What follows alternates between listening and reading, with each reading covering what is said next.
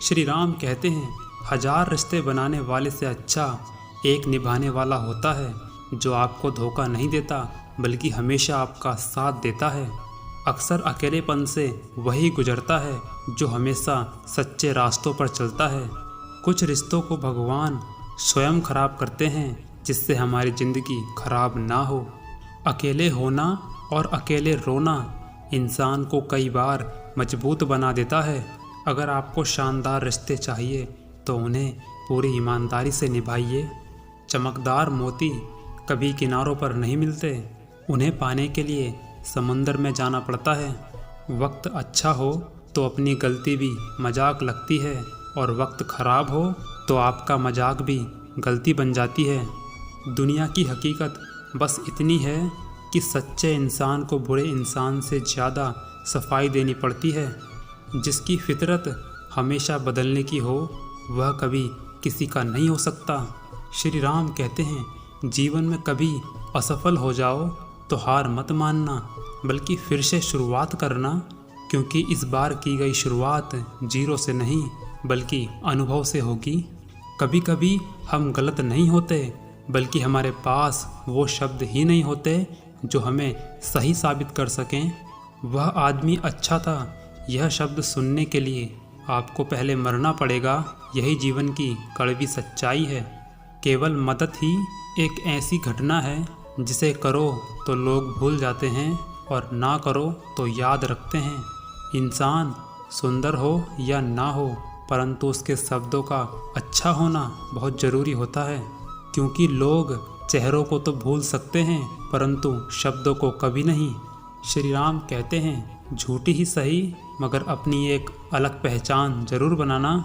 अपने आलसीपन को आज से ही कम करना शुरू कर दो, वरना ये धीरे धीरे आपको पूरी तरह बर्बाद कर देगा। जो आपसे तंग आ जाए उसे आप भी छोड़ दो, क्योंकि बोझ बन जाने से याद बन जाना बेहतर होता है। ज़िंदगी जीनी है तो शान से जियो, क्योंकि मरने के बाद तो जलने का भी एहसास नहीं होता।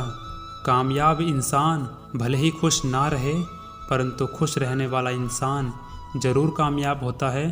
जिस दिन आप अपनी हंसी के मालिक खुद बन जाओगे उस दिन आपको कोई भी रुला नहीं सकता। खुद को इतना कामयाब बनाओ कि जो लोग आज आप पर हंस रहे हैं कल वही लोग आपसे मिलने को तरसें। जब ज़िंदगी आपको दोबारा मौका दे तो पुरानी गलतियों को दोहराने की गलती कभी मत करना, वरना आपको बर्बाद होने से भगवान भी नहीं रोक सकते। मौन रहना एक साधना है और सोच समझकर बोलना एक कला है। ज़िंदगी में 2 चीज़ों का घमंड कभी मत करना, पैसा और सूरत, क्योंकि गरीबी आते देर नहीं लगती और चेहरा किसी हादसे में बदलते वक्त नहीं लगता।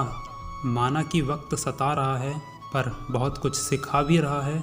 होशियार होना अच्छी बात है पर दूसरों को बेवकूफ़ समझना बहुत बड़ी मूर्खता है। काम करने वालों की कद्र करो, काम को बर्बाद करने वालों की नहीं।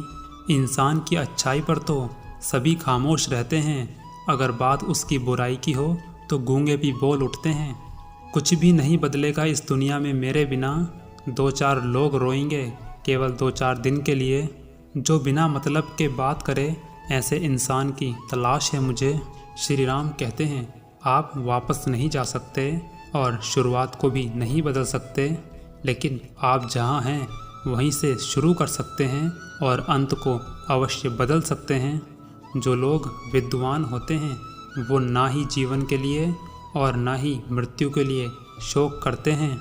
जो इंसान सुख तथा दुख में विचलित नहीं होता और इन दोनों में ही समान भावना रखता है वह निश्चित रूप से मुक्ति के योग्य है। जो हुआ अच्छा हुआ, जो हो रहा है अच्छा हो रहा है और जो होगा वह भी अच्छा ही होगा। जिसने अपने मन को जीत लिया उसके लिए मन सबसे अच्छा मित्र है, लेकिन जो ऐसा नहीं कर पाया उसके लिए मन सबसे बड़ा दुश्मन है। श्री राम कहते हैं, जो लोग निरंतर भाव से मेरी पूजा करते हैं उनकी जो आवश्यकताएं होती हैं मैं उन्हें पूरा करता हूँ और जो कुछ भी उनके पास है उसकी रक्षा करता हूँ।